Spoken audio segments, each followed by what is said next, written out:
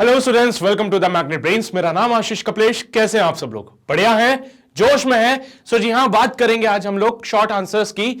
इससे पहले quick revision complete करा चुका हूं, तो अगर वो वीडियो नहीं देखा है तो जरूर देखिए, बिकॉज कॉन्सेप्ट क्लियरिंग के लिए बहुत इंपॉर्टेंट है वो। ठीक है, तो शॉर्ट आंसर्स में हमारे पास जो क्वेश्चंस आएंगे वो भी कॉन्सेप्चुअल क्वेश्चंस होंगे। कोई ऑप्शंस नहीं है, कुछ नहीं है, खुद से दिमाग लगाना है, खुद से सोचना है। तो आओ साथ में मिलकर दिमाग लगाएंगे, बट हाँ, पेन और पेपर साथ में होना चाहिए, बिकॉज हर क्वेश्चन पे वीडियो को पॉज करो, खुद से ट्राई करो। नहीं बनेगा क्वेश्चन तो कोई घबराने वाली बात नहीं है, मैं सॉल्व कराऊंगा, उसको नोट जरूर करो पर।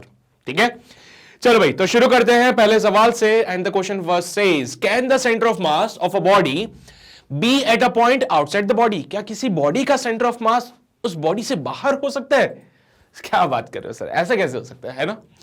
ऐसा कैसे हो सकता है? हमारा सेंटर ऑफ मास हमारी बॉडी से बाहर हो सकता है ना? हाँ, हो सकता है। किसके लिए होगा?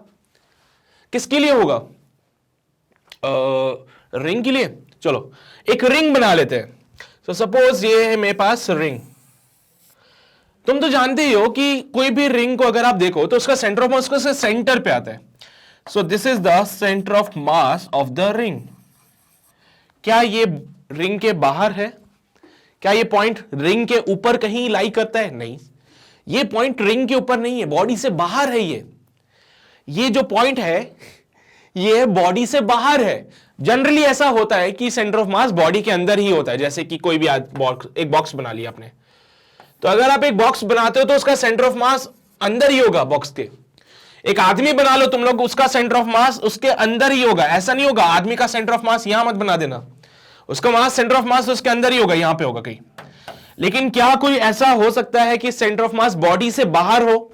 तो जी हां, बिल्कुल। एक रिंग के केस में यह चीज पॉसिबल हो सकती है, जिसमें कि सेंटर ऑफ मास जो है वो बॉडी से बाहर है।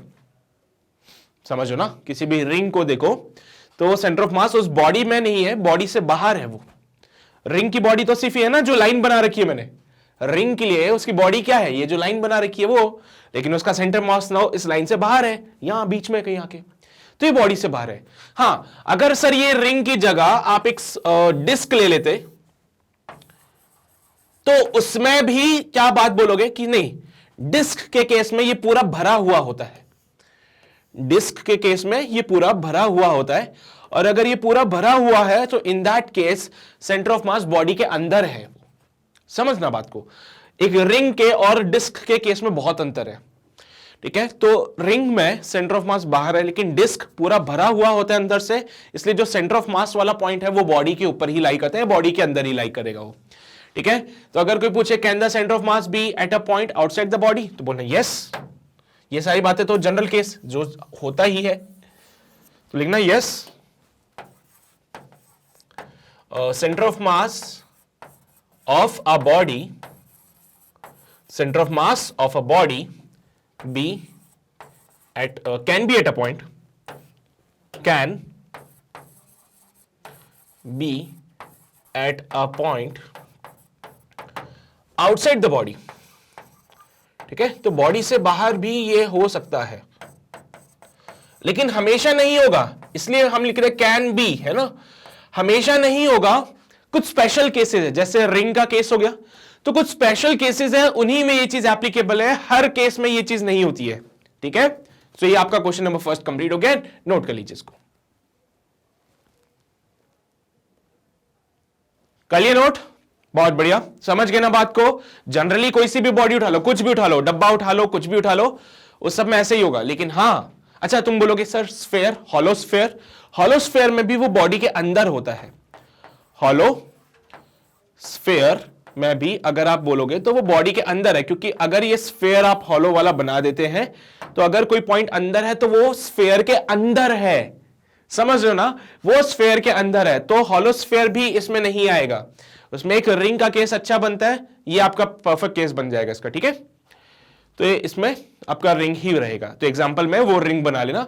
हॉलो स्फेयर में भी काट देना, बिकॉज ये पॉइंट जो है ना वो इनसाइड द स्फेयर होगा, ये पॉइंट जो है वो इनसाइड द स्फेयर होगा।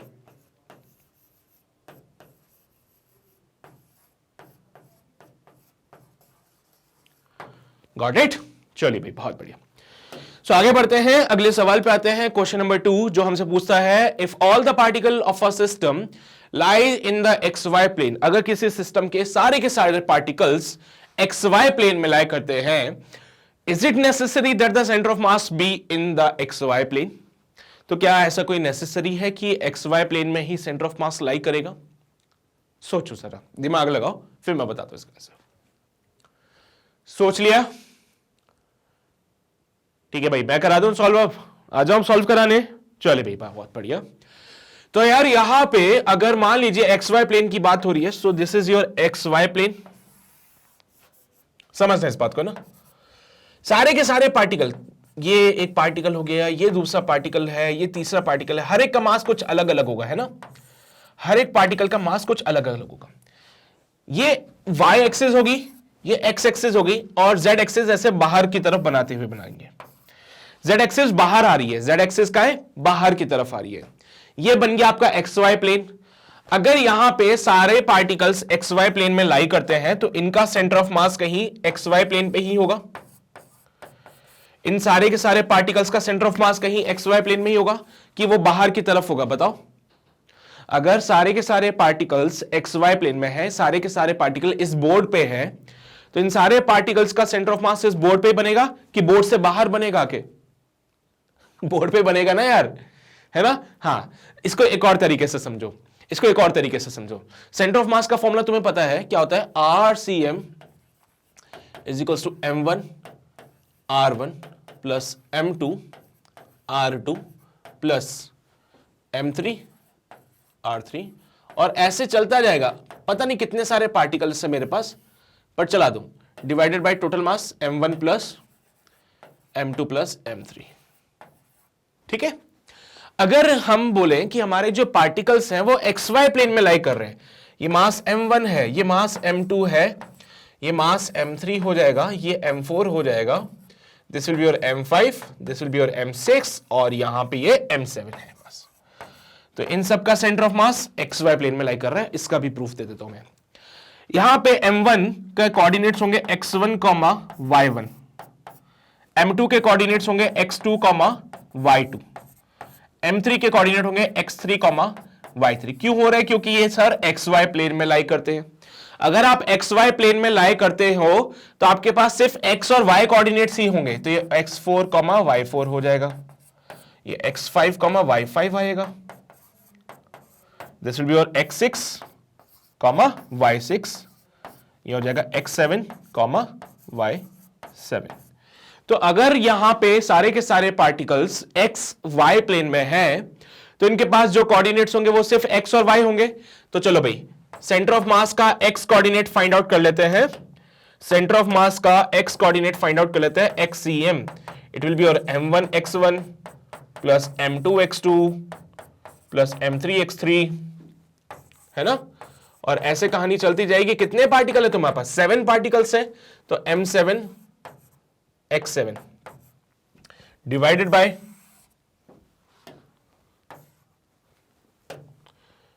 m7 x7 divided by m1 plus m2 plus m3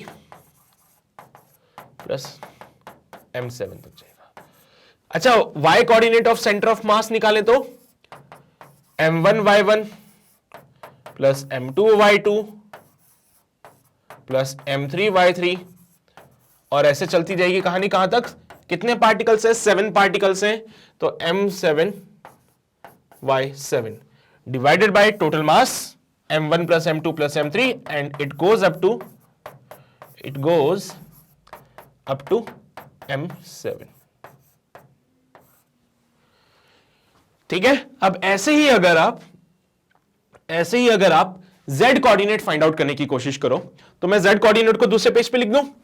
So that will be your ZCM, Z coordinate of center of mass, M1 Z1 plus M2 Z2 plus M3 Z3 plus M7 Z7 divided by total mass M1 plus M2 plus M3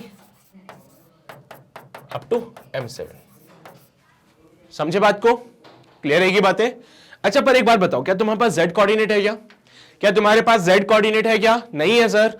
तो मेरे पास z का कोई coordinate नहीं, मतलब z1 0 है, z2 भी 0 है, z3 भी 0 है, और z4, z5, z6, z7 सब कुछ मेरे पास 0 है सर। और अगर ये सब कुछ 0 है तो इस इक्वेशन में जब आप पुट करोगे तो ZCM जो मिलेगा it will B 0 plus 0 plus 0 divided by total मास। अब कुछ भी कर लो, आंसर तो तुम्हें 0 ही मिलेगा। तो क्या जो सेंटर ऑफ मास है वो z एक्सिस पे अलोंग कहीं आया? नहीं आया।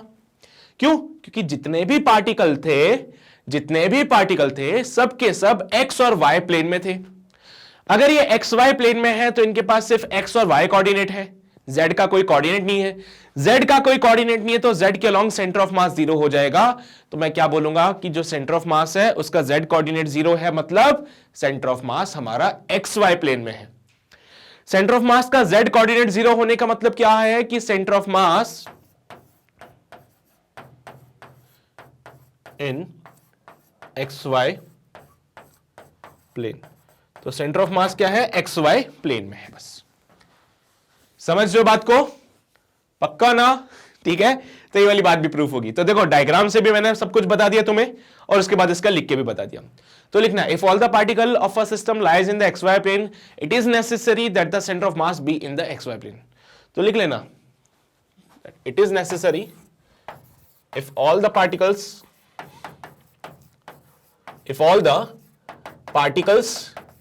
lie in the xy plane, then it is necessary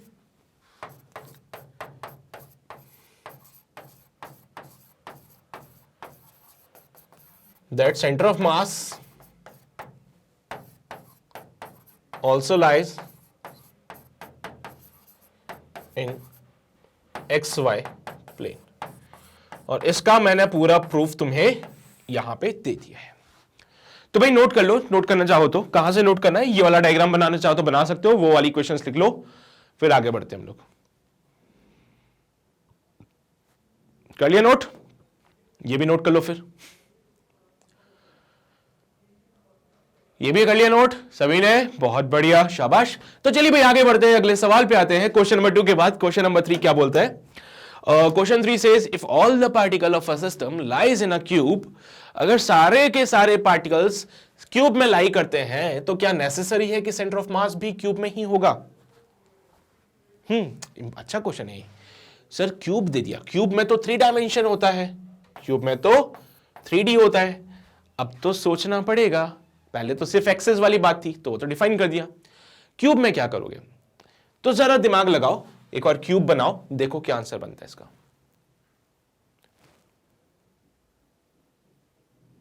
सोच लिया तुम लोगों ने? चलो भाई मैं क्यूब बना रहा हूं यहां पे, ठीक है? तो ये हमारा एक क्यूब बन जाएगा यहां पे।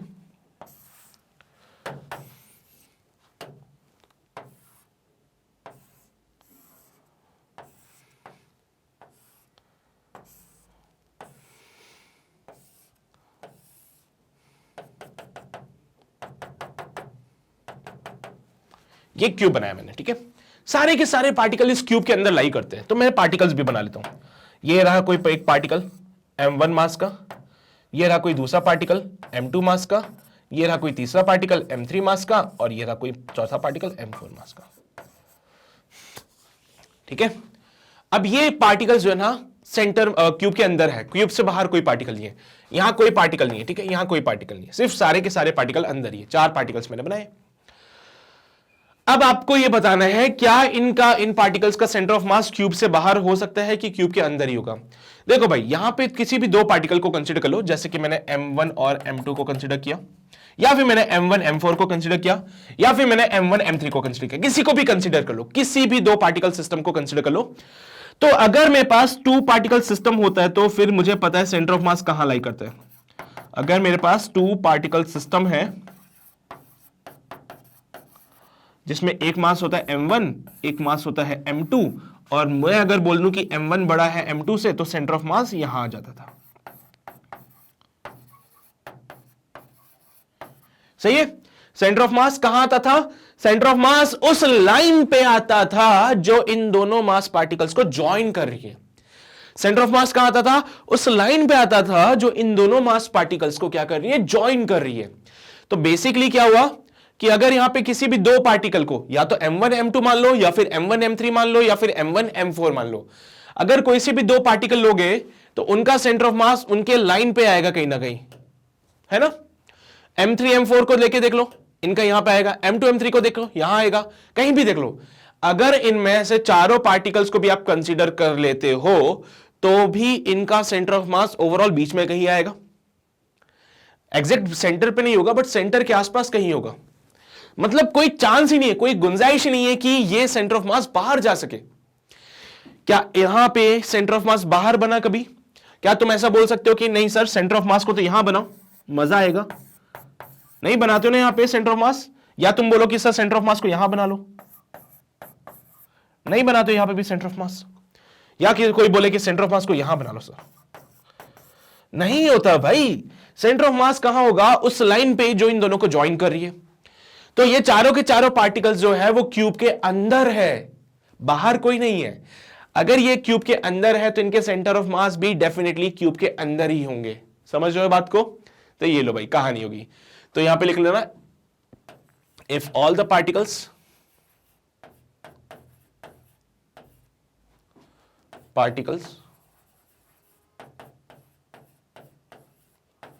of a system, if all the particles of a system lie in a cube,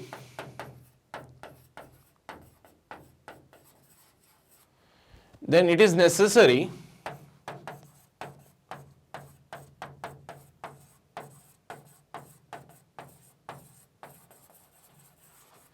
that the center of mass be in the cube.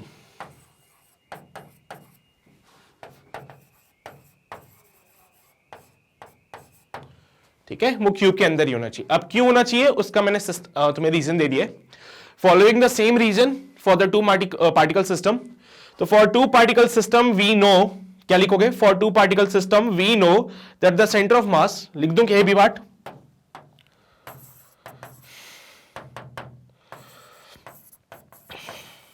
Particle system center of mass COM always lies in between the mass particles.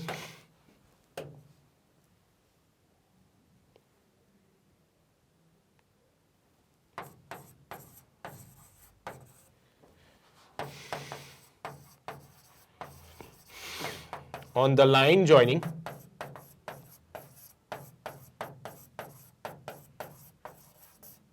the particles.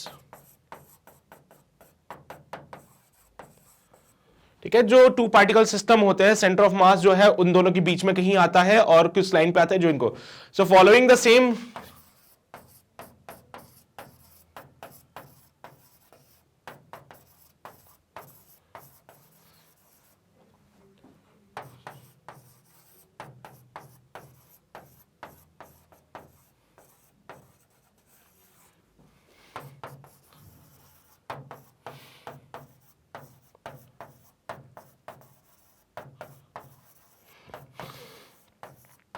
Same logic लगा लो, same reason बोल दो, कुछ भी बोल दो। आप बोल सकते हो कि जो सारे के सारे सेंटर ऑफ मास होगा वो क्यूब के अंदर होगा, क्योंकि सारे के सारे पार्टिकल्स क्यूब के अंदर है, कोई भी बाहर नहीं है। अगर हाँ कोई पार्टिकल बाहर होता तो चांसेस हो जाते, फिर अगर कोई पार्टिकल बाहर आ जाता तो फिर भी एक चांस बन जाता, लेकिन कोई भी पार्टिकल बाहर नहीं है तो कोई चांसेस बन भी नहीं सकते यहां पे। ठीक है, ये लो भाई क्वेश्चन नंबर 3 कंप्लीट हो गया। समझ आ रही है तुम लोगों को बातें? फटाफट से नोट कर लो, फिर आगे बढ़ते हैं हम लोग।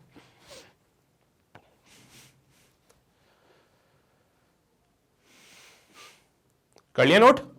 सेम पैटर्न फॉलो किया ना तुम लोगों ने ये वाला, कि अगर दो मास पार्टिकल को कंसीडर करोगे तो उनका सेंटर ऑफ मास उन दोनों मास पार्टिकल्स के बीच में कहीं आएगा। वो डिपेंड करता है कौन सा मास ज्यादा भारी है। यहां पे m1 ज्यादा बड़ा था m2 से, तो सेंटर ऑफ मास m1 के पास चला गया। पर अभी भी दोनों के बीच में ही है, ये सेंटर ऑफ मास दोनों के बीच में ही है। और कहां पे है? On the line joining them. ये वाला पार्ट मैंने लिख दिया था। ठीक है, क्लियर है सभी को? बढ़े आगे। सो क्वेश्चन नंबर 3 के बाद क्वेश्चन नंबर 4 पे आ जाइए। क्वेश्चन 4 क्या बोलता है? The centre of mass is defined as R vector equals to 1/m summation of M I R I vector. Suppose we defined the centre of charge. ठीक है, जैसा आपने सेंटर ऑफ मास को डिफाइन किया था, ये फॉर्मूला याद है तुम लोगों को? नहीं है याद? ये वाला फॉर्मूला भाई, ये जो यहां लिखा था, देखो जो तुम्हारे फॉर्मूला होता है ना आरसीएम का, इसको लिखते हैं m1r1 plus m2r2 plus m3r3 mn divided by total मास.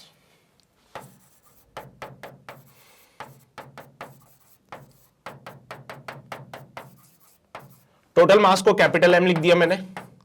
ऊपर वाले पार्ट को देखो, सब जगह प्लस हो रहा है, प्लस का लिखा summation M I R I, I का वैल्यू 1 से लेके n तक जाएंगे, तो ये आपका r बन गया. तो सेंटर ऑफ मास का फॉर्मूला ये भी बन जाता है. तो ये भी सेंटर ऑफ मास का फॉर्मूला, ये भी सेंटर ऑफ मास का फॉर्मूला. तो उन्होंने बोला कि तुम्हें पता है सेंटर ऑफ मास को ऐसे डिफाइन करते हैं. हाँ जी बिल्कुल ऐसे डिफाइन करते हैं.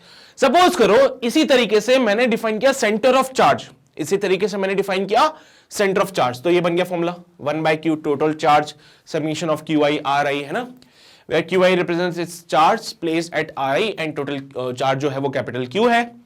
Then can the center of charge of a two charge system be outside the line segment joining charges?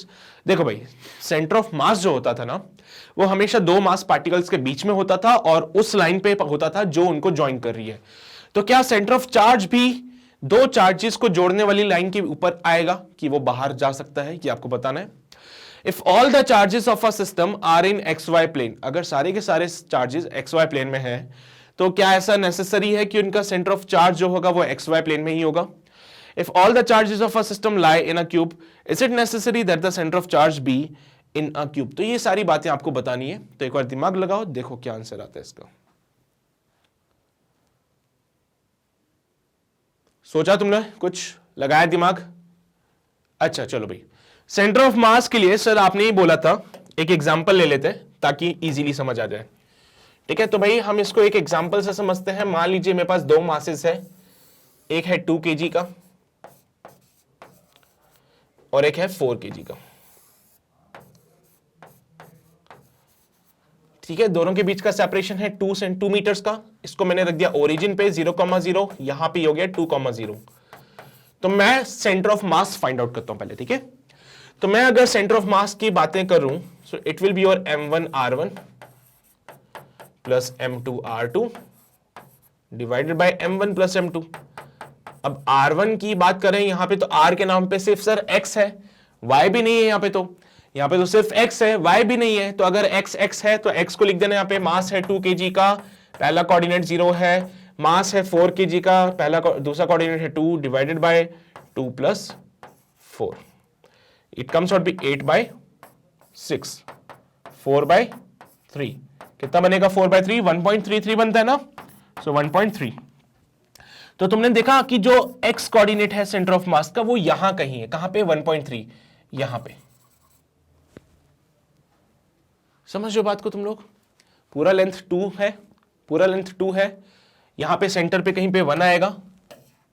समझना बात को, ये पूरा लेंथ 2 है, यहां पे कहीं पे जो आएगा वो 1 आएगा. वो 1.3 है, मतलब यहां कहीं लाई कर रहा है सेंटर ऑफ मास. ये लेंथ आपकी 1.3 बनेगी. तो मतलब सेंटर ऑफ मास वाली बातें सही है. आओ जरा सेंटर ऑफ चार्ज की बात कर लेते हैं. जरा सेंटर ऑफ चार्ज की बातें करते हैं. तो सेंटर ऑफ चार्ज में भी मैंने एक चार्ज ले लिया Q, एक चार्ज मैंने ले लिया 2Q. कोई दिक्कत वाली बात नहीं है. इसको रख दिया ओरिजिन पे, इसको रख दिया 2,0 पे. वही कहानी फिर से. ठीक है, तो भाई क्या होगा, Q सेंटर ऑफ मास का अगर चार्ज फाइंड आउट करें, so it will be your Q1 into 0 plus Q2 into इसका 2 है divided by total charge Q1 plus Q2. ये तो हो जाएगा 2Q into 2 divided by Q plus 2Q. So it comes be 4Q divided by 3Q. Q से Q मर जाएगा, 4/3 आएगा. फिर से हमारा सेम आंसर, यानी कि सेंटर ऑफ चार्ज यहां पे आ जाएगा. सही है. तो क्या ये बात बोल रहे हैं हम लोग, सही है कि नहीं है?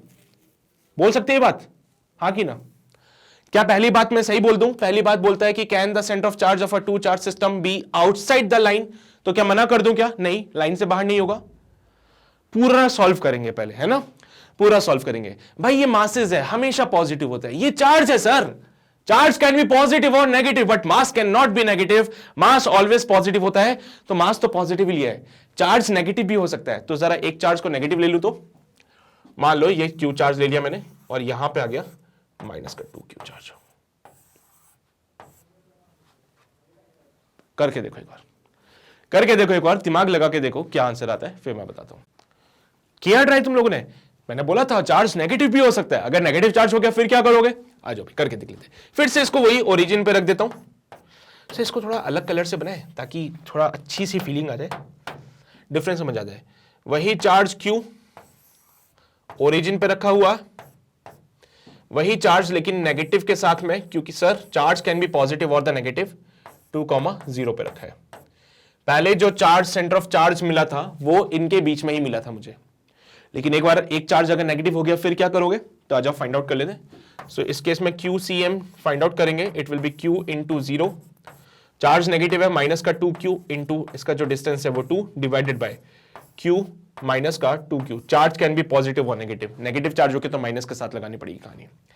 सॉल्व करेंगे, माइनस का 4Q divided by Q minus 2Q is minus का Q, तो माइनस से माइनस मरेगा, Q से Q मरेगा, आंसर मिलेगा 4। क्या बात है, सेंटर ऑफ चार्ज कहां मिल रहा है? 4 पे मिल रहा है। पहले सेंटर ऑफ मास 4/3 पे मिल रहा था, 4/3 तो बीच में ही आता है कहीं पे, इस बार सेंटर ऑफ चार्ज मिल रहा है 4 पे, मतलब यहां पे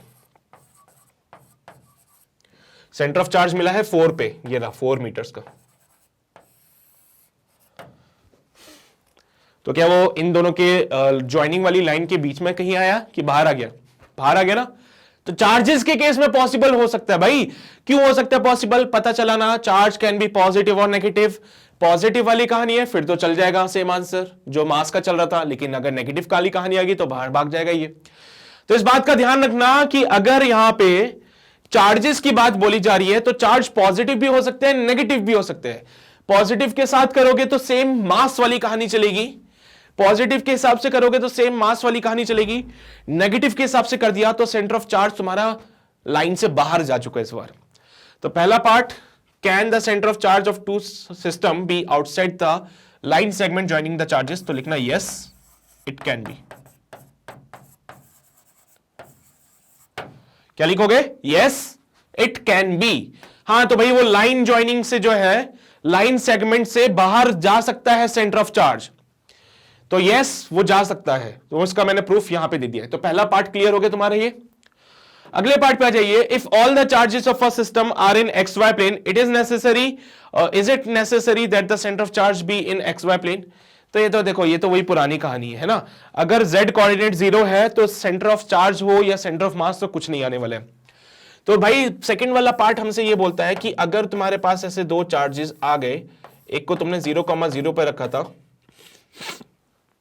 ठीक है, चलो मान लो कोई भी कोऑर्डिनेट मान लो x, y पे रखा था, और दूसरे को तुमने रखा माइनस का 2q चार्ज है जो कि रखा तुमने x डैश, y डैश पे, ठीक है, XY प्लेन में है ये किस में है? XY प्लेन में है, ठीक है। तो यहां पे वही बात होगी, अगर मैं सेंटर ऑफ चार्ज का x कोऑर्डिनेट फाइंड करूं, सेंटर ऑफ चार्ज का अगर मैं x कोऑर्डिनेट फाइंड आउट करूं तो वो मिलेगा q इंटू एक्स माइनस का 2q into X dash divided by q minus का 2q। ये सेंटर ऑफ चार्ज आ गया, x coordinate of the centre of charge. वही अगर मैं y कोऑर्डिनेट फाइंड आउट करूं सेंटर ऑफ चार्ज का तो आएगा q इंटू वाई माइनस का 2q into Y dash divided by q minus का 2q। अगर मैं कोशिश करूं z कोऑर्डिनेट फाइंड करने की सेंटर ऑफ चार्ज की तो ये हो जाएगा q इंटू जेड माइनस का 2q into Z dash divided by q minus का 2q। क्या तुम्हें कहीं पे z और z डैश दिखाई दे रहे हैं? मुझे तो नहीं दिख रहे। कहीं पे तुम्हें z और z डैश दिखाई दिए क्या? मुझे नहीं दिख रहे। तो मैं बोलूंगा z 0 है और z डैश भी 0 है, तो यहां पे जो z कोऑर्डिनेट है सेंटर ऑफ चार्ज का वो 0 हो जाएगा। जो z कोऑर्डिनेट है सेंटर ऑफ चार्ज का वो 0 हो जाएगा। तो यस इट इज नेसेसरी, तो लिख लेना यस इट इज नेसेसरी कि अगर चार्ज पार्टिकल XY प्लेन में लाई करते हैं, it is necessary if all the charges of a system are in XY plane, is it necessary that the center of charge be in XY plane? Yes, it is necessary. इसका proof मैंने आगे दे दिया तुम लोगों को, ठीक है। तो ये भी सेकंड पार्ट क्लियर हो गया। थर्ड पार्ट बोलता है if all the charges of a system lie in a cube, is it necessary that the center of charge be in a cube? वही बात आ गई, अगर सारे के सारे चार्ज पार्टिकल जो है वो क्यूब के अंदर है, तो क्या ये जरूरी है कि सेंटर ऑफ चार्ज भी क्यूब के अंदर ही आए? तो फिर से हमें एक क्यूब बनाना पड़ेगा। तो ये लो भाई, क्यूब बना दिया हमने।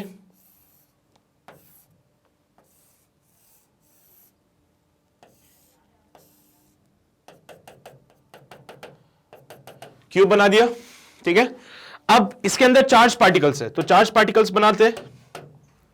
ये चार्ज Q1 हो जाएगा, यहां पे चार्ज Q2 हो जाएगा, यहां पे माइनस का Q3 हो जाएगा। समझ रहे हो ना तुम लोग बात को? तो अब क्या होगा, तीन चार्जेस हो गए, Q1 Q2 और माइनस का Q3। तो यहां पे तीनों के तीनों चार्ज पार्टिकल क्यूब के अंदर है, तीनों के तीनों चार्ज पार्टिकल जो है वो क्यूब के अंदर है। तो क्या इनका सेंटर ऑफ चार्ज भी क्यूब के अंदर रहेगा? तो ये बात तुम जान चुके हो बहुत अच्छे से कि अगर दो पार्टिकल सिस्टम हमारे पास आ जाते हैं, जानते हो नहीं वाली बात बहुत अच्छे से, कि अगर मेरे पास टू चार्ज सिस्टम की बात करें तो ऐसा कोई जरूरी नहीं है कि सेंटर ऑफ चार्ज, ऐसा कोई जरूरी नहीं है कि सेंटर ऑफ चार्ज जो है वो उनके बीच में ही रहे। ऐसा कोई जरूरी नहीं है कि जो सेंटर ऑफ चार्ज है वो इनके बीच में रहे, वो हो सकता है बाहर भी हो जाए, ठीक है। सेंटर ऑफ चार्ज जो है वो जरूरी है, जरूरी नहीं है सेंटर अंदर ही रहे, वो बाहर भी हो सकता है। तो अगर मान लो ये Q2 और Q3 को अगर तुमने कंसीडर किया, तो क्या पता इनका सेंटर ऑफ चार्ज यहां पे आ जाए, है ना। मान लो Q2 और Q3 को कंसीडर किया, तो मान क्या पता है इसका सेंटर ऑफ चार्ज बाहर आ जाए। Q1 Q3 का करके देख लो, इसका सेंटर ऑफ चार्ज तुम्हें बाहर मिलेगा। तो ऐसा कोई जरूरी नहीं है, लेकिन अगर Q1 Q2 का करोगे तो इसका सेंटर ऑफ चार्ज तुम्हें अंदर ही मिल जाएगा। तो डिपेंडिंग ऑन कि चार्ज किस टाइप का है, क्या वो पॉजिटिव नेगेटिव वाला पेयर है, या पॉजिटिव पॉजिटिव का पेयर है, या फिर नेगेटिव नेगेटिव का पेयर है। Q1 Q2 दोनों पॉजिटिव थे, इनका सेंटर ऑफ चार्ज अंदर मिल गया। Q1 Q3 एक पॉजिटिव एक नेगेटिव, उसका सेंटर ऑफ चार्ज बाहर मिलेगा। Q2 Q3 एक पॉजिटिव एक नेगेटिव, सेंटर ऑफ चार्ज बाहर मिलेगा। तो ऐसा कोई जरूरी नहीं है यहां पे, ठीक है। तो क्या लिखोगे, if all the charges of a system lie in a cube is it necessary, तो लिखना no it is not necessary, not necessary. क्यों नेसेसरी नहीं है? क्योंकि दो चार्ज सिस्टम के लिए हम बात कर चुके हैं कि सेंटर ऑफ चार्ज जो है ना, as centre of charge of two charge system, two charge system can be outside, can be outside the line segment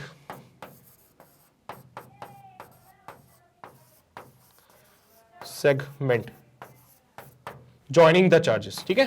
तो भाई अगर ये बाहर की तरफ एग्जिस्ट कर सकते हैं तो जरूरी नहीं है कि वो क्यूब के अंदर ही रहे, क्यूब के बाहर भी जा सकते हैं। सेगमेंट जॉइनिंग द चार्जेस,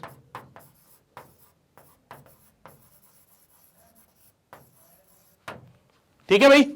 तो इसी वजह से सीओसी क्या है, सेंटर ऑफ चार्जेस, सीओएम क्या होता है, सेंटर ऑफ मास, ठीक है।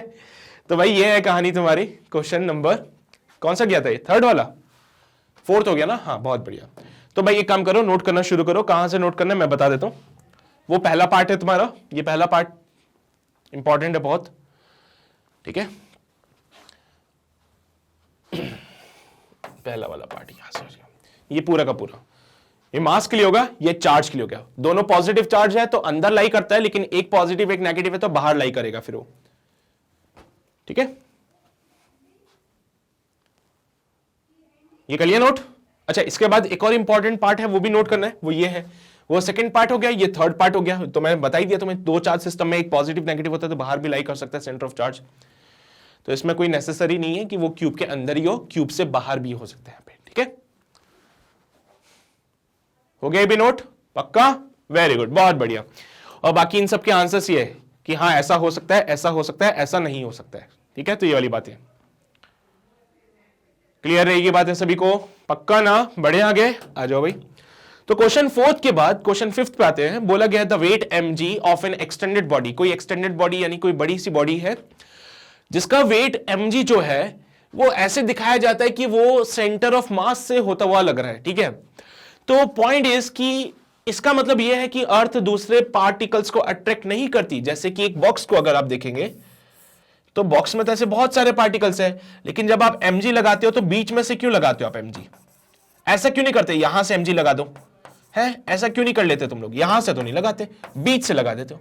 यार तुम यहां से क्यों नहीं लगा देते mg भाई, इधर से mg लगा दो, है ना। तो इसका जवाब तुम्हें देना है। ऐसा mg क्यों बनाते हो जो सेंटर से होता हुआ जा रहा होता है हमेशा। आप जो mg वाला फोर्स लगाते हो वो हमेशा बीच में से लगाते हो, साइडों से क्यों नहीं लगा देते हो? तो इसका मतलब तो ये हो गया कि अर्थ जो है वो सिर्फ सेंटर ऑफ मास को अट्रैक्ट कर रही है, बाकी जो पार्टिकल्स है आसपास के उनको नहीं करती। ऐसे ही मतलब समझे फिर तो।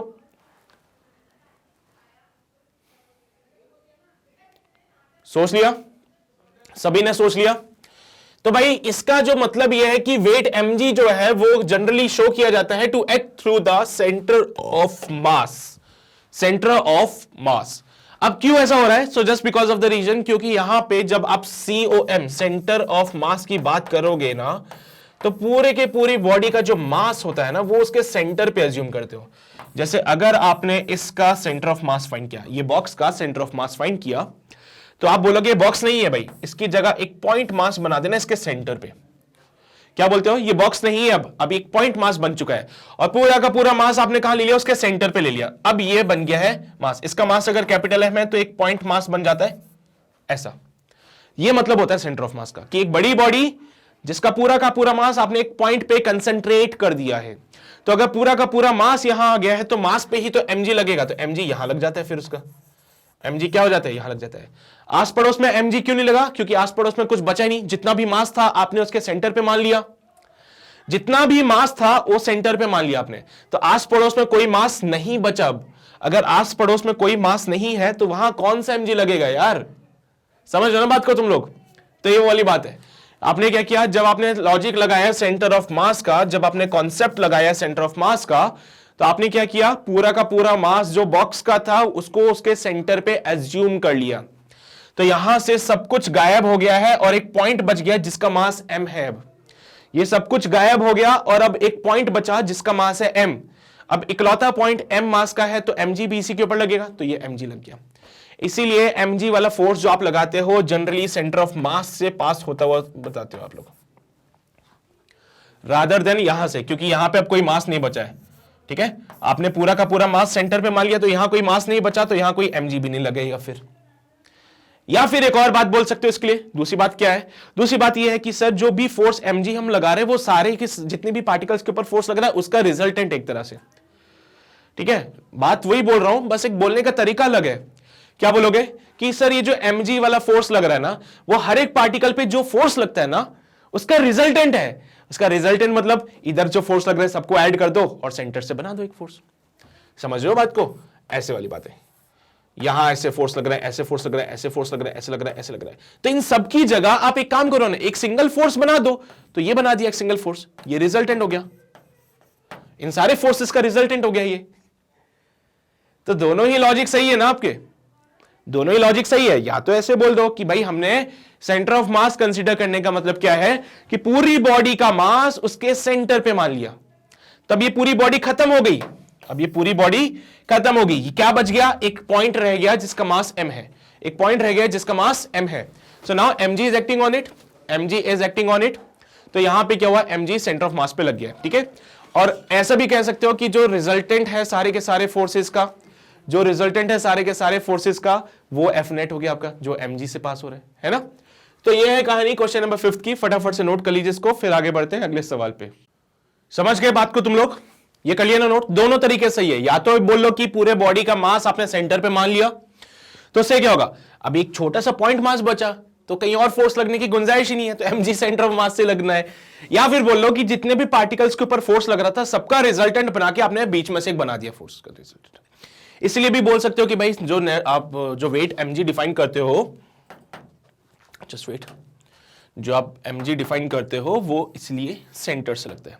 सारे फोर्सेस नीचे के तो लग रहे थे, सबका रिजल्टेंट लेके नीचे के तो बना दिया हमने एक, दोनों तरीके से ये, ठीक है। तो इसका स्टेटमेंट अगर लिखना होगा तो ऐसे लिख देना, it does not mean that the earth does not attract other particles, earth also attracts the other particle, but the resultant of all the forces is passing through the centre. That's why we must say कि यहां पे जो mg wait है वो कहां से act होता है, सेंटर ऑफ मास से एक्ट होता है, ठीक है। ये लो भाई, तो आगे बढ़ते हैं क्वेश्चन नंबर 5 के बाद क्वेश्चन नंबर 6 पे आ जाते हैं। क्वेश्चन 6 क्या बोलता है, a bob suspended from the ceiling of a car which is accelerating on a horizontal road. Now the bob stays at rest with respect to the car with the string making an angle theta with the vertical. The linear momentum of the bob as seen from the road is increasing with time. Is it a violation of the conservation of linear momentum? If not, where is the external force which changes the linear momentum? भाई बहुत अच्छा सवाल है, बहुत ही प्यारा question है, दिमाग लगाना थोड़ा सा। बोला एक गाड़ी है जो कि एक्सेलरेट कर रही है, एक गाड़ी है जो कि एक्सेलरेट कर रही है,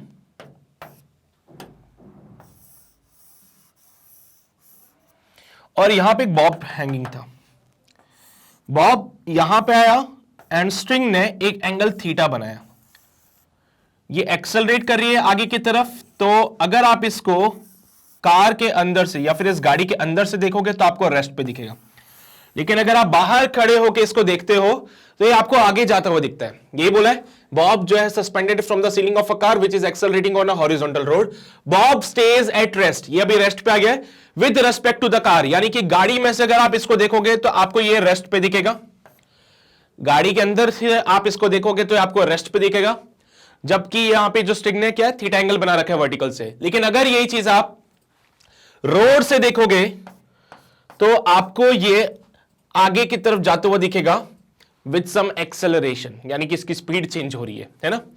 रोड से अगर आपने देखा तो ये आपको आगे की तरफ जाते हुए दिखेगा विद सम एक्सेलरेशन, तो आपका ऑब्जर्वेशन फ्रॉम द रोड है, ये रहे आप, तो आपको ये बॉब आगे जाते हुए दिखता है एक्सेलरेशन ए से। देखो जब कभी भी एक्सेलरेशन होता है तो स्पीड चेंज होती है, जब कभी भी एक्सेलरेशन होता है तो स्पीड में चेंज होता है। तो यहां पे अगर स्पीड चेंज हो रही है तो linear momentum of the Bob जो है अगर आप रोड से देखोगे तो वो इंक्रीज होता हुआ दिखेगा, क्योंकि स्पीड इंक्रीज हो रही है। एक्सेलरेशन क्या करता है, स्पीड इंक्रीज कराता है। तो अगर ये गाड़ी एक्सेलरेट कर रही है, गाड़ी की स्पीड इंक्रीज हो रही है, तो बॉब की स्पीड भी इंक्रीज होती हुई दिखेगी अगर मैं रोड से देखता हूं, सड़क पे खड़े होकर देखता हूं तो। Is it a violation of conservation of linear momentum, तो यहां पे कंजर्वेशन ऑफ लीनियर मोमेंटम का वायोलेशन हो जाता है। तो भाई बताओ जरा, अगर ये कंजर्वेशन ऑफ लीनियर मोमेंटम का वायोलेशन नहीं है तो ये एक्सटर्नल फोर्स जो कि लीनियर मोमेंटम को चेंज कर रहा है वो आया कहां से, वो आया कहां से, बोलो भाई, क्या वो कंजर्वेशन ऑफ लीनियर मोमेंटम का वायोलेशन है? अगर नहीं है तो एक्सटर्नल फोर्स जो है वो आया कहां से? कंजर्वेशन ऑफ लीनियर मोमेंटम क्या बोलता है कि अगर किसी सिस्टम के ऊपर लगने वाला नेट फोर्स 0 है तो उसका इनिशियल मोमेंटम बराबर फाइनल मोमेंटम होता है। अगर किसी भी बॉडी के ऊपर लगने वाला नेट फोर्स 0 है तो उसका इनिशियल मोमेंटम बराबर फाइनल मोमेंटम हो जाता है। अभी तो आपने बोला गाड़ी में से देखा तो ये आपको रेस्ट पे दिखा था, गाड़ी में से देखा तो आपको ये रेस्ट पे दिखा, रोड पे से देखा तो आपको इसका स्पीड इंक्रीज होता हुआ दिख रहा है, इसका मोमेंटम इंक्रीज होता हुआ दिख रहा है। भाई जब कोई फोर्स लग नहीं रहा तो इसका जो स्पीड है वो इंक्रीज कैसे हो रहा है, इसके मोमेंटम में चेंज कैसे हो रहा है? बताओ भाई, अगर कोई फोर्स लग ही नहीं रहा है इसके ऊपर तो इसका मोमेंटम कैसे इंक्रीज हो रहा है? वायलेशन हो गया ना ये तो। वायलेशन क्यों हुआ? क्योंकि अगर कोई नेट फोर्स 0 है तो उसका मोमेंटम सेम रहता है। मैंने सड़क से देखा, मुझे दिखा यार ये कैसे हो रहा है, यार ये कैसे हो रहा है कि इसके मोमेंटम इंक्रीज हो रहा है, ये आगे की तरफ भागता हुआ दिखता है मुझे बॉब, तो यार डेफिनेटली मोमेंटम चेंज हुआ, मोमेंटम इंक्रीज करा। अब मैं सोच में पड़ गया, मैंने जब कोई फोर्स लग नहीं रहा है, यहां पे कोई फोर्स नहीं लग रहा है तो भी ये मोमेंटम इसका जो है वो इंक्रीज होता जा रहा है, कैसे? फिर हमने इस पर थोड़ी सी चर्चा की, हमने उसको बोला कोई वायलेशन नहीं है, इसके ऊपर नेट फोर्स लग रहा है। ग्राउंड से देखा और कार से देखा तो एक अंतर रहता है। कार से देखने पे आपको दिखता है कि ये रेस्ट पे है, क्योंकि इसके ऊपर लगने वाले सारे के सारे फोर्सेस बैलेंस्ड हो जाते हैं उस टाइम पे।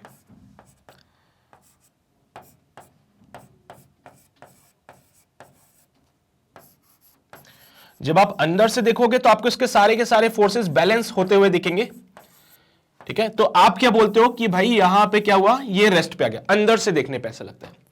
लेकिन जब आप बाहर से देखते हो तो इसके फोर्सेस बैलेंस नहीं होते फिर, क्योंकि आप अगर एक्सेलरेटिंग फ्रेम से देख रहे हो तो एक सूडो फोर्स ma आ जाता है। ये सूडो फोर्स क्या करेगा, आपके टी साइन थीटा को बैलेंस कर देगा। तो जब आप एक्सेलरेटिंग फ्रेम में हो तो आपके पास सूडो फोर्स आता है। जब आप एक्सेलरेटिंग फ्रेम में हो तो आपके पास सूडो फोर्स आता है, and just because of this pseudo force ये टी साइन थीटा बैलेंस हो जाता है और ये आपको रेस्ट पे दिखता है, ठीक है। लेकिन ये सूडो फोर्स तब नहीं दिखेगा जब आप ग्राउंड पे हो, क्योंकि सूडो फोर्स तो तभी आएगा जब आप एक्सेलरेटिंग फ्रेम में हो।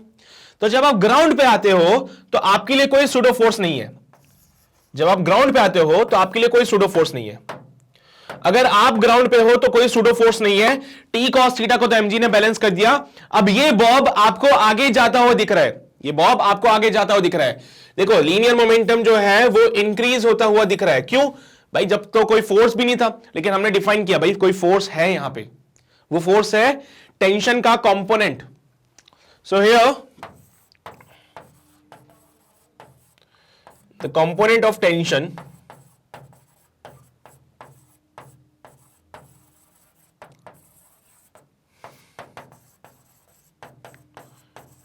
is the force due to which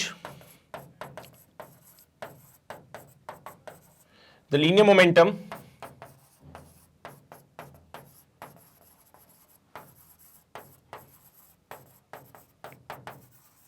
of the bob is increasing. Of the bob is increasing. ठीक है। तो अगर कोई फोर्स होगा तो ही मोमेंटम का राइज होगा, कोई फोर्स अगर नहीं है तो मोमेंटम सेम रहता है। हमने गाड़ी के अंदर से देखा तो बोला ये रेस्ट पे है, तो हमने बोला ठीक है भाई रेस्ट पे मतलब कोई फोर्स नहीं लग रहा। बाहर से देखा तो ये इसका फोर्स जो मोमेंटम है वो इंक्रीज हो रहा था। अब मैं शॉक्ड हो गया, मैंने यार अंदर से देखने पे रेस्ट पे दिख रहा है, बाहर से देखने पे इसका मोमेंटम इंक्रीज होता हुआ दिख रहा है। क्यों? क्योंकि जब आप अंदर होते हो तो एक सूडो फोर्स आपको दिखता है जो कि इस टी साइन थीटा को बैलेंस कर देता है। जब आप अंदर से देखते हो तो आप एक एक एक्सेलरेटिंग फ्रेम में आ जाते हो, और जब आप एक एक्सेलरेटिंग फ्रेम में हो तो आपके लिए एक सूडो फोर्स आ जाता है जो कि क्या करेगा, इसके टी साइन थीटा को बैलेंस कर देगा। अब टी साइन थीटा को तो एमए ने बैलेंस कर दिया, टी कॉस थीटा को एमजी ने बैलेंस कर दिया, तो आपके लिए तो ये रेस्ट पे। लेकिन जब आप ग्राउंड से देखते हो तो कोई सूडो फोर्स नहीं है। ग्राउंड से देखने पे कोई सूडो फोर्स नहीं होता, और अगर कोई सूडो फोर्स नहीं है तो फिर ये बैलेंस नहीं होगा। बैलेंस नहीं होगा तो इस बॉब का मोमेंटम राइज करने के लिए कौन रिस्पॉन्सिबल है? टी साइन थीटा रिस्पॉन्सिबल है। तो यहां पे कंपोनेंट ऑफ टेंशन जो कि टी साइन थीटा होता है वो रिस्पॉन्सिबल होता है। तो आप इसको ऐसे लिख सकते हो कि टी कॉस थीटा जो है वो तो एमजी को बैलेंस कर देता है, लेकिन यहां पे जो टी साइन थीटा है वो इस बॉब को आगे लेके जाता है, इस बॉब को आगे की तरफ एक्सेलरेशन प्रोवाइड कराता है, या फिर बोलो इस बॉब का मोमेंटम इंक्रीज कराता है। एक्सेलरेशन से क्या होता है, स्पीड इंक्रीज होती है, स्पीड इंक्रीज होने के कारण मोमेंटम इंक्रीज होता है ना। तो यह है कहानी क्वेश्चन नंबर 6 की। उम्मीद करता हूं समझ आ रही होगी तुम लोगों को। नोट कर लो भाई जल्दी से, फिर आगे बढ़ते हैं लोग। ठीक है, तो क्या लिखोगे? Is it a violation? ना ना ना, कोई वायोलेशन नहीं भैया, सब बढ़िया चल रहा है एकदम, कोई वायोलेशन नहीं है इसमें, सब बढ़िया चल रहा है। No, it is not a violation. Here the external force is the component of tension. No, there is not a violation of conservation of momentum. It is not a violation. Here, the external force which changes the linear momentum is the component of the tension, which is t sin theta. ठीक है, चलो भाई आगे बढ़ते हैं। 6 के बाद आगे बढ़ जाएंगे, क्वेश्चन 7 पे आएंगे। बोला गया, you are waiting for a train on a railway platform. Your 3-year-old niece is standing on a trunk, iron trunk. तुमने देखा है वो पहले के जमाने में एक वो लोहे की पेटी आती थी, है ना। तो कभी ट्रैवल करते थे तो वो पेटी को साथ में लेके चलते थे। तो वो आयरन ट्रंक है, containing the luggage, why does the trunk not recoil as she jumps off the platform? ये तो तुम भी जानते हो, न्यूटन का थर्ड लॉ बहुत अच्छे से समझते हैं कि भाई अगर मैं यहां से आगे की तरफ छलांग लगाऊंगा तो ये पीछे की तरफ जाएगा। जानते हो नहीं बात? तो जैसे कि जब आप बोट से उतरते हो, तो जब आप बोट से उतरते हो और एक कदम आपका बोट पे होता है और एक कदम सामने वाले प्लेटफॉर्म पे होता है, और जब तुम आगे बढ़ते हो तो ये बोट पीछे की तरफ जाती है, according to the Newton third law, है ना? तो न्यूटन का थर्ड लॉ एप्लीकेबल होता है। तो भाई जब आपकी नीज यहां से आगे की तरफ छलांग लगाती है, जंप करती है, तो ये ट्रंक पीछे की तरफ क्यों नहीं खिंच सकता है? बोट तो चली जाती है, बोट तो पीछे की तरफ आ जाती है, पर ये ट्रंक क्यों नहीं आया? ये ट्रंक क्यों नहीं आया? तो ये जो ट्रंक है कुछ ज्यादा ही बड़ा बना दिया मैंने, चलो कोई बात नहीं। तो ये ट्रंक पीछे की तरफ नहीं आता, क्यों? सोचो जरा, सोचा तुम लोगों ने क्यों नहीं आता है? बोट तो पीछे आ जाती थी सर, बोट तो पीछे आ जाती, जैसे मैं बोट से उतरता हूं तो बोट पीछे की तरफ आ जाती है। तो जब ये मेरी नीज यहां से छलांग लगाती है फ्रॉम दिस ट्रंक, तो ये ट्रंक पीछे की तरफ क्यों खिंच सकता?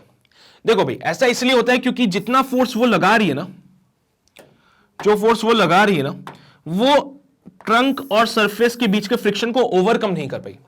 जितना फोर्स ये आगे की लगाएगी ट्रंक के ऊपर, उतना फोर्स ट्रंक इसके ऊपर लगाएगा, तो ये तो उतर जाएगी, लेकिन ये ट्रंक के ऊपर एक फोर्स लगा रही है पीछे की तरफ, ये एफ। ये क्या करती है? छलांग लगाते टाइम पे ट्रंक के ऊपर कुछ फोर्स लगाती है पीछे की तरफ। सेम एज इट इज जैसे तुम चलते टाइम जमीन को पीछे की तरफ पुश करते हो, जब तुम चलोगे तो ग्राउंड को पीछे की तरफ पुश करते हो, तो छलांग लगाते टाइम पे इसने ट्रंक को पीछे की तरफ पुश किया, लेकिन जो फोर्स इसने लगाया वो फ्रिक्शन को ओवरकम नहीं कर पाया। यहां पे एक फ्रिक्शनल फोर्स होगा known as the limiting friction, ठीक है? अगर if limiting friction is less than the applied force, then trunk will recoil, trunk will recoil, ठीक है? छलांग लगाने के लिए इसने ट्रंक के ऊपर कुछ फोर्स लगाया, ट्रंक के ऊपर इसने जब फोर्स लगाया तो वो जो लिमिटिंग फ्रिक्शन था, अगर वो फोर्स लिमिटिंग फ्रिक्शन से ज्यादा हो जाए तो ट्रंक पीछे की तरफ खिसक जाएगा। समझ रहे हो बात को?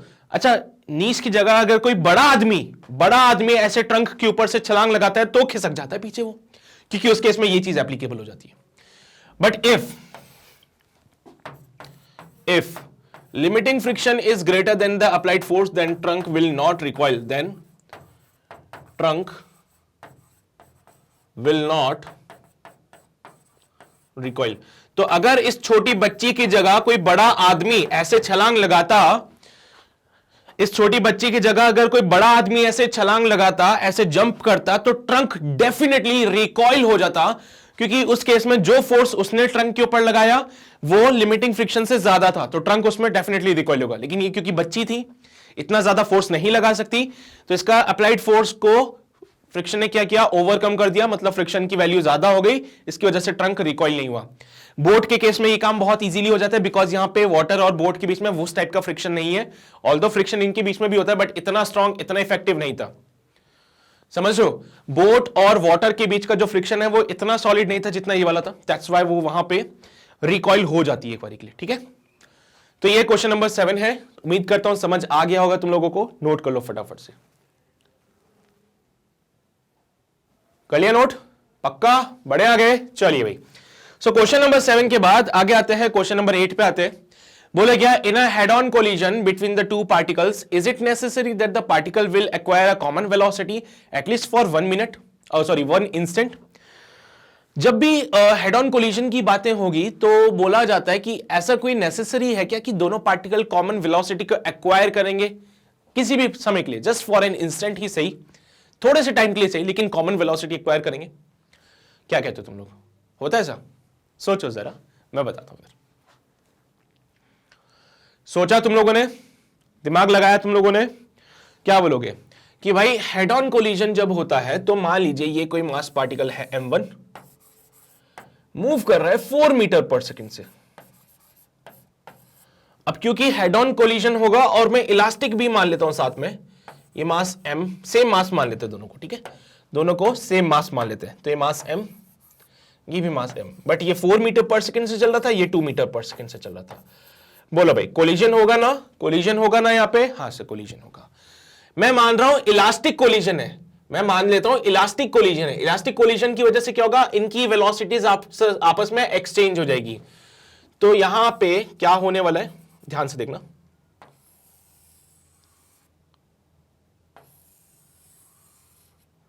ठीक है, यहां पे डिफॉर्मेशन होने वाला है बेसिकली, यहां पे क्या होगा, डिफॉर्मेशन होगा।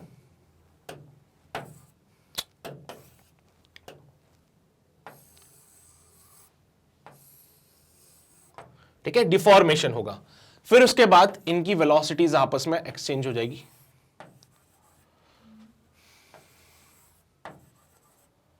ये चला जाएगा 4 मीटर पर सेकंड से और ये चला जाएगा 2 मीटर पर सेकंड से। अब इंपॉर्टेंट बात जो समझने वाली वो ये है कि जब इनकी वेलोसिटीज आपस में एक्सचेंज हुई तो तुम देख सकते हो एक पार्टिकल की स्पीड कम हुई है, एक की स्पीड ज्यादा हुई है। इनको नाम दे देते हैं A B, A B, A B. मैं इलास्टिक कोलिजन को कंसीडर करता हूं। इलास्टिक में तुम्हें पता है ना, सेम मास के होते हैं तो वेलोसिटी एक्सचेंज हो जाती है। पहले ए के पास थी 4 मीटर पर सेकंड की स्पीड, बी के पास थी 2 मीटर पर सेकंड की स्पीड। बाद में ए के पास हो गया 2 मीटर पर सेकंड, बी के पास हो गया 4 मीटर पर सेकंड। तो आप देख सकते हो कि ए की स्पीड तो डिक्रीज हो रही है लेकिन बी की स्पीड इंक्रीज हो रही है। कोलिजन के बाद क्या हुआ, बी का स्पीड हो गया 4 मीटर पर सेकंड, यानी इसकी स्पीड इंक्रीज हुई है, और ए का स्पीड हो गया 2 मीटर पर सेकंड, मतलब कि ए का स्पीड कम हुआ है, बी का स्पीड इंक्रीज हुआ है। तो ए का स्पीड ज्यादा था, बी का स्पीड कम था। ए की स्पीड कम हो रही है, बी की स्पीड इंक्रीज हो रही है, इंक्रीज हो रही है, इंक्रीज हो रही है। रुको जरा, एक ऐसा इंस्टेंट आया जब दोनों सेम स्पीड से चलते हैं, फिर उसके बाद ऐसे हो जाता है। ए की स्पीड 4 मीटर पर सेकंड, बी का स्पीड 2 मीटर पर सेकंड। 4 से कम हो रहा है, कम हो रहा है, कम हो रहा है, 2 से इंक्रीज हो रहा है, और यहां पे आके दोनों का सेम स्पीड आएगा। उसके बाद इसकी स्पीड इंक्रीज होगी, इसकी स्पीड डिक्रीज होगी। तो एक ऐसा इंस्टेंट आता है जब दोनों के दोनों सेम स्पीड से चलेंगे, और उसके बाद क्या होता है, फिर से ये सेपरेट हो जाते हैं। तो डेफिनेटली जब भी यहां पे हेड ऑन कोलिजन होगा, it is necessary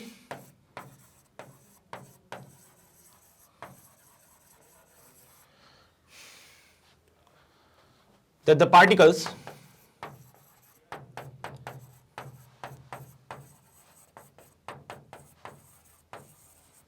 acquire a common velocity,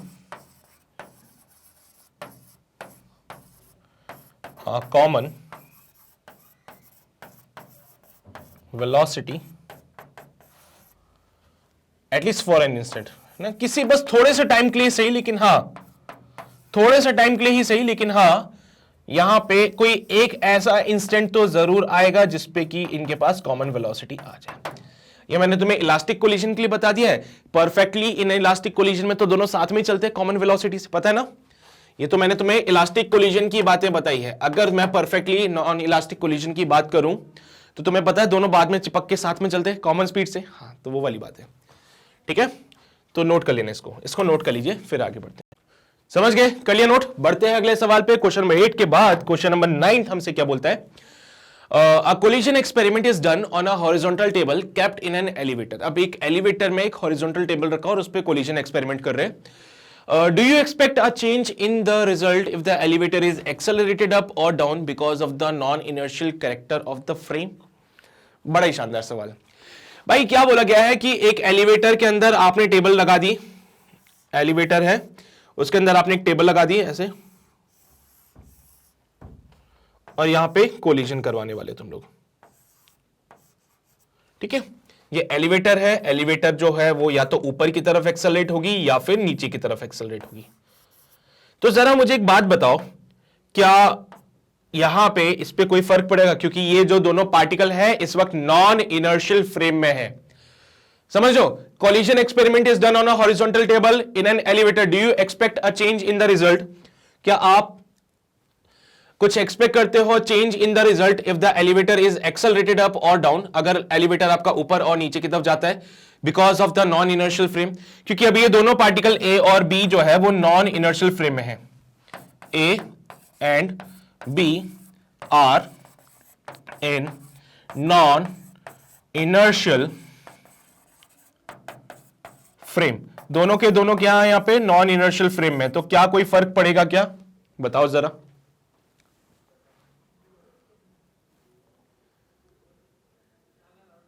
सोच लिया तुम लोगों ने, पढ़ने वाला है कोई फर्क?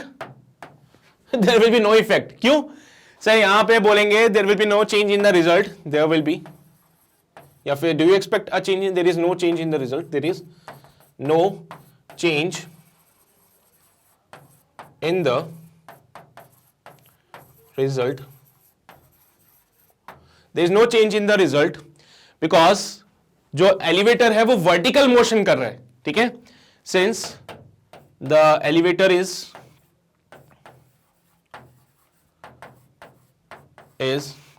accelerating in vertical direction, in vertical direction। तो एलिवेटर जो है वो वर्टिकल डायरेक्शन में एक्सेलरेट कर रहा है, ठीक है, और अगर एलिवेटर जो है वो वर्टिकल डायरेक्शन में एक्सेलरेट कर रहा है, definitely the pseudo force will act in the vertical direction. तो यहां पे सूडो फोर्स इन पे ऐसे लगेगा। अगर मान लो एलिवेटर ऊपर जा रहा है, अगर मान लो एलिवेटर ऊपर जा रहा है तो सूडो फोर्स लगेगा ऐसे, सूडो फोर्स लगेगा ऐसे। So the pseudo force will act in the vertical direction, pseudo force will act in vertical direction, in vertical direction, which has no effect on, which has no effect on horizontal motion।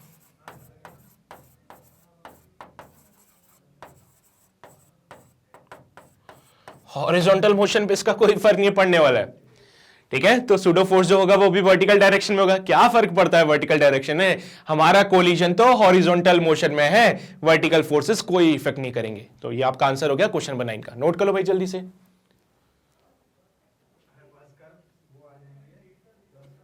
कर लिया note? ये भी पक्का? बड़े आगे आ जाओ भाई। सो आगे बढ़ते हैं, अगले सवाल पे आते हैं। क्वेश्चन नंबर 10 बोला गया दो बॉडीज है जो कि एक इलास्टिक हेड ऑन कोलिजन करते हैं on a smooth horizontal table kept in a car. अब एक कार में रख दिया है। Do you expect a change in the result if the car is accelerated on a horizontal road because of the non inertial character of the frame. पिछले question में elevator था, elevator vertical motion कर रहा था, इस बार car है horizontal motion करेगा। क्या अभी कुछ चेंज आ सकता है क्या? सोचो जरा।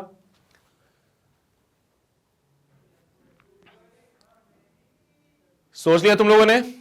सभी ने दिमाग लगाया ना? क्या बोलोगे सर? अभी इस बार हमें जो भी सिनेरियो दिया है वो हॉरिजॉन्टल के लिए दे दिया। पहले एलिवेटर थी, एलिवेटर तो वर्टिकल मोशन करता था, है ना, एलिवेटर का तो वर्टिकल मोशन था। तो अब एक ऐसी कार में रखा है जो एक्सेलरेट कर रही है। तो यही वो टेबल बना लेता हूं फिर से मैं यहां पे, और ये पार्टिकल्स को मैं क्या कराऊंगा यहां पे, हेड ऑन कोलिजन। तो एक पार्टिकल मेरा ये हो जाएगा और एक पार्टिकल मेरा यहां पे ऐसे हो जाएगा।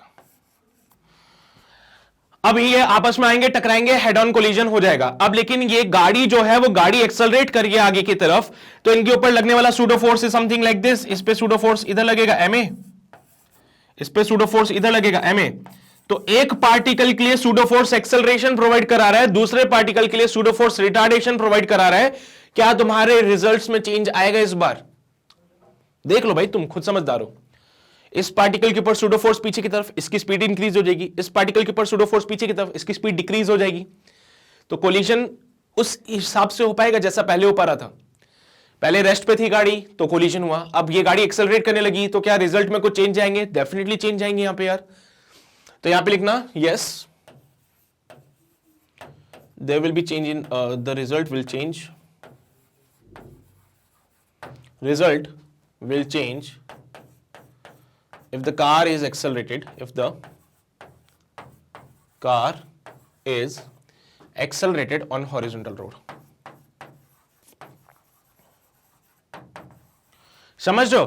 पहले वर्टिकल मोशन हुआ था तो वर्टिकल में सूडो फोर्स लगे तो कोई फर्क नहीं पड़ता है, लेकिन हॉरिजॉन्टल में सूडो फोर्स लगने से एक की स्पीड इंक्रीज होगी, दूसरे की स्पीड डिक्रीज होगी। इसका स्पीड इधर की तरफ है, फोर्स पीछे की तरफ लग रहा है।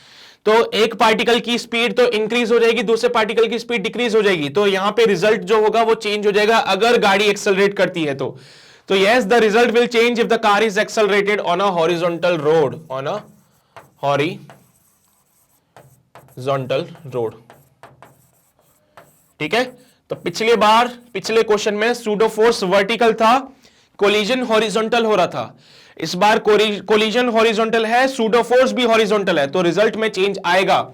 और क्या अब आप ये जो इक्वेशन है वेलोसिटी ऑफ सेपरेशन और वेलोसिटी ऑफ अप्रोच, ये वैलिड रहेगी? नहीं रहेगी, क्योंकि अब चेंज हो चुका है सब कुछ कहानी। अब फोर्स लग चुका है। देखो, जब भी आप कोलिजन की बातें करते हो तो एक कंडीशन साथ में जरूर डालते हो। जब भी आपने कोलिजन वाला चैप्टर पढ़ा है वहां पे कंडीशन आप डालते हो that there will be no external force on the system. ठीक है, इस कोलिजन के लिए कंडीशन डाली थी आपने, no external force, no external force. यही सिस्टम डाला था आपने, यही पार्टिकल के लिए आप कंडीशन डालते थे कि कोई एक्सटर्नल फोर्स नहीं होगा। इस बार इनके ऊपर सूडो फोर्स आ गया। अब आपकी गाड़ी एक्सेलरेट कर रही है, गाड़ी एक्सेलरेट करने के कारण इनके पास एक सूडो फोर्स हो गया है, तो सूडो फोर्स आने की वजह से यहां पे मोमेंटम कंजर्वेशन वैलिड नहीं है, यहां पे momentum conservation is not valid now, क्योंकि मोमेंटम कंजर्वेशन तभी लगता है जब कोई फोर्स नहीं होता है। यहां पे एक्सटर्नल फोर्स है, ये सूडो फोर्स इमेजिनरी वाले, क्या हो गया? तो यहां पे momentum conservation not valid,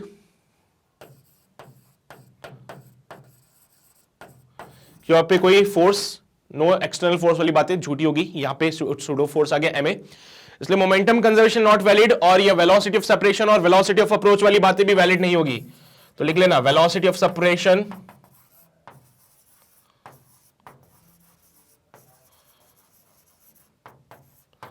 is equals to velocity of approach,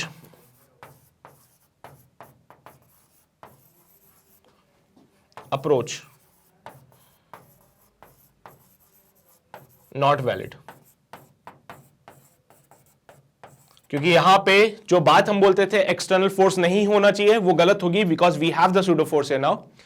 तो अब यहां पे रिजल्ट्स में डेफिनेटली चेंज आ जाएगा, तो यहां के रिजल्ट में डेफिनेटली चेंज आ जाएगा। तो यह बात है क्वेश्चन नंबर 10 की, उम्मीद करता हूं समझ आ गई होगी। फटाफट से नोट कर लीजिए, फिर आगे बढ़ते हैं अगले सवाल पे।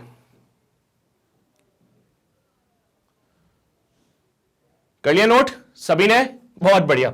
चलिए भाई आगे बढ़ते हैं। क्वेश्चन नंबर 10 के बाद क्वेश्चन 11 पे आ जाते हैं। बोला गया है if the total mechanical energy of a particle is zero, is it's linear momentum necessarily zero, is it necessary non zero?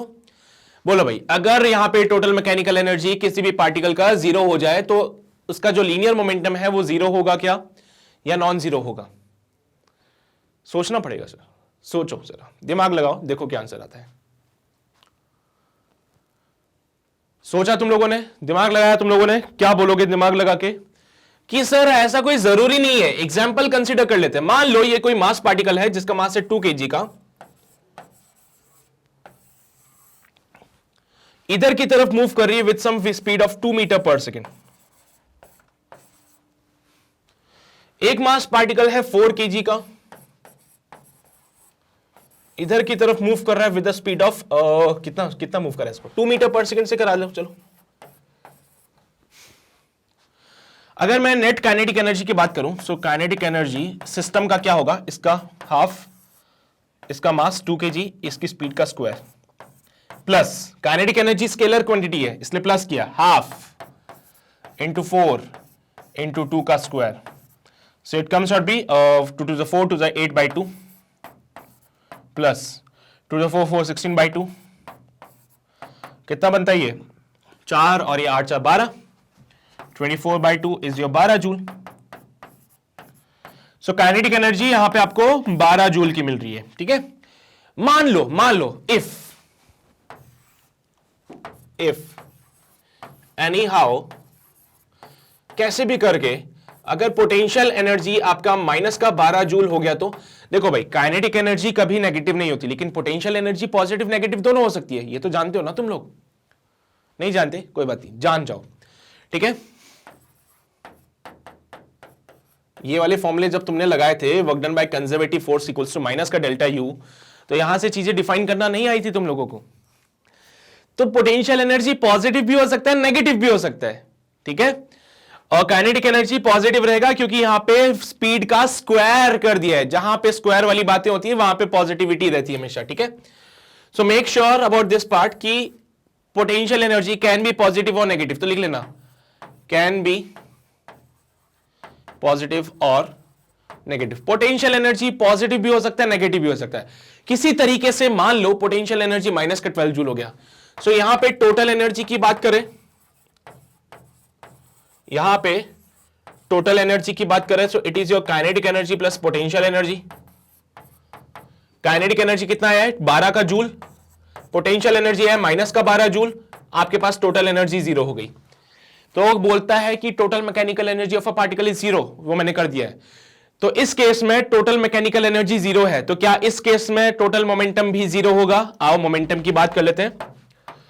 So net momentum, क्योंकि momentum is a vector quantity, तो यू नो बेटर, इसका momentum 2 into इसकी velocity इधर जा रही है। देखो momentum का जब आप फॉर्मूला लिखते हो तो it is your m into V vector, velocity आती है। काइनेटिक एनर्जी में स्पीड आता है, पता है ना डिफरेंस? काइनेटिक एनर्जी में स्पीड आएगा, यहां पे वेलोसिटी आती है। ये नेगेटिव वाली साइड जा रहा है, इधर की साइड नेगेटिव लेते हैं, इधर की साइड पॉजिटिव लेते हैं, तुम्हें तो पता ही है साइन कन्वेंशन। इसके लिए लिखा मैंने, तो 2 इंटू माइनस का 2, 2 इंटू माइनस का 2 plus 4 into 2, it comes out be minus का 4 प्लस का 8, your answer comes out be 4 kg metre per second. बोलो भाई, क्या नेट मोमेंटम पॉजिटिव है या नेगेटिव है? सर पॉजिटिव है। क्या वो 0 है? क्या वो 0 है? बोलो भाई, क्या वो 0 आया? नहीं आया ना, बस। तो अगर टोटल मैकेनिकल एनर्जी 0 हो भी जाती है तो ऐसा कोई जरूरी नहीं है। So it is not necessary that the linear momentum should be 0। तो it is necessary, is it necessary non zero, is it it's linear momentum is 0?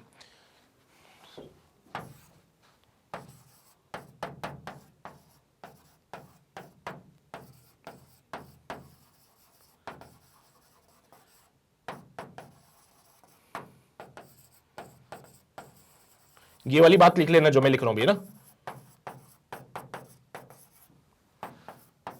ये वाली बातें लिख लेना जो मैं अभी लिख रहा हूं। तो ऐसा कोई नेसेसरी नहीं है कि लीनियर मोमेंटम 0 होगा नहीं भी होगा, डिपेंडिंग ऑन द कंडीशन। फिर सो भाई ये है कहानी क्वेश्चन नंबर 11 की। उम्मीद करता हूं क्लियर हो रही है तुम लोगों को, क्लियर जा रही है सारी बातें। तो total mechanical energy of a particle अगर 0 है तो लीनियर मोमेंटम कोई जरूरी नहीं है 0 हो भी सकता है, नहीं भी हो सकता है, डिपेंडिंग ऑन द कंडीशन, ठीक है। हाँ, अगर काइनेटिक एनर्जी 0 हो जाए फिर, और पोटेंशियल एनर्जी भी 0 हो जाए फिर तो टोटल मैकेनिकल एनर्जी 0, उस केस में लीनियर मोमेंटम भी 0 हो जाएगा फिर। तो ऐसा कोई जरूरी नहीं है कि वो 0 होगा या नहीं होगा, हो भी सकता है नहीं भी हो सकता है। अगर पार्टिकल रेस्ट पे है फिर क्या करोगे? पार्टिकल अगर रेस्ट पे है, ग्राउंड पे रखे है, तो फिर पोटेंशियल एनर्जी काइनेटिक एनर्जी दोनों 0 हो जाएंगे, है ना। पार्टिकल अगर रेस्ट पे हो जाए फिर काइनेटिक एनर्जी 0, ग्राउंड पे रखे हो तो पोटेंशियल एनर्जी भी 0, तो टोटल एनर्जी 0, लीनियर मोमेंटम भी 0 क्योंकि वेलोसिटी 0 उनकी। तो इसमें काइनेटिक टोटल एनर्जी भी 0 हुई, मोमेंटम भी 0 हो गया। कब? अगर पार्टिकल को आपने रेस्ट पे रख दिया और ग्राउंड पे रख दिया तो। ध्यान रहेगी बातें सभी को, नोट कर लो जल्दी से, इसको कर लिया नोट, समझ के बातें? चलिए भाई बहुत बढ़िया। तो यहां पे होता है क्वेश्चन नंबर 11 समाप्त, और रोके क्या सेशन को? चलो ठीक है, इतना ही करते हैं। देखो मुझे पता है शॉर्ट आंसर्स में ज्यादा क्वेश्चन है यहाँ पे थोड़ा, तो बेटर रहेगा कि हम इसको पार्ट्स में ब्रेक कर ले, तो आपको भी ज्यादा दिक्कत नहीं आएगी। नहीं तो एक साथ मैं 25 क्वेश्चन यहाँ करा दूंगा, 25 क्वेश्चन है बेसिकली शॉर्ट आंसर्स में, बट वो 25 एक साथ करा दूंगा तो तुम भी परेशान हो जाओगे, ठीक है। तो मैं परेशान नहीं करना चाहता हूँ, थोड़ा पार्ट्स में ब्रेक कर लेते इसको, ठीक है। अब क्योंकि 25 है, इक्वल डिवीजन हो नहीं रहा था, कोई बात नहीं, 11 तक रोक लेते इसको, ठीक है, कोई दिक्कत तो नहीं ना। चले भाई, बाकी ये जो 11 क्वेश्चंस मैंने कराया है, इसमें कहीं पे भी कोई डाउट अगर आता है तो वीडियो को दोबारा जरूर देखें, नहीं समझ आए कमेंट सेक्शन में जरूर लिखिए उसको। और हाँ, वीडियो दोबारा देखने के लिए आप हमें वेबसाइट पे ज्वाइन कर सकते हो, वेबसाइट पे ये वीडियोस आपको बहुत इजीली मिल जाएगी, बिकॉज वेबसाइट पे हमने हर एक कोर्स के कंप्लीट प्लेलिस्ट बना रखी है, और उस प्लेलिस्ट में आपके उस कोर्स से रिलेटेड सारी वीडियोज है। तो किसी भी वीडियो में अगर आपको कोई डाउट लगता है तो आप आइए, वीडियो देखिए और अपने डाउट्स को क्लियर कीजिए। तो बेटर है ना कि वीडियो को इधर उधर ढूंढने से आप एक जगह पे आके अपने वीडियोस को देख के फटाफट से डाउट्स क्लियर कर सकते हो, है ना। अच्छा, एक और इंपॉर्टेंट काम ये है कि आपको चैनल को सब्सक्राइब करना है, बेल आइकन को दबाना है, सो दैट आप कोई भी नोटिफिकेशन को मिस ना करें, बिकॉज ऐसे बहुत सारे इंपॉर्टेंट अपडेट्स हैं जो हम टाइम टू टाइम प्रोवाइड करा रहे हैं और ये आपके कॉम्पिटिटिव एग्जाम्स के लिए बहुत इंपॉर्टेंट है। सो इसको मिस ना कीजिए, वो लाल बटन दबा लीजिए और वो घंटा बजा देना, ठीक है। और सेशन को शेयर भी करना है भाई, सारे बच्चों को बताना है, सारे दोस्तों को भी बताना है कि यहां पे मैग्नेट ब्रेन्स पे फिजिक्स में एचसी वर्मा के सॉल्यूशंस चल रहे हैं। सो डेफिनेटली ये चीज हर बच्चे के लिए फायदेमंद है। सो इसको मिस बिल्कुल ना करें। और अगर क्वेश्चन सॉल्व हो रहे हैं, फिजिक्स का फील आ रहा है, तो सेशन को लाइक जरूर कर देना और फटाफट से 3 काम कर दो, फिर हम सेशन को एंड करते हैं आज के। राइट, कर दिया, बहुत बढ़िया। सो आज के लिए बस इतनी बात है। अगला सेशन हम नेक्स्ट लेक्चर से कंटिन्यू करते हैं, ठीक है। तब तक अपना ध्यान रखो, पढ़ाई करते रहो। All the very best.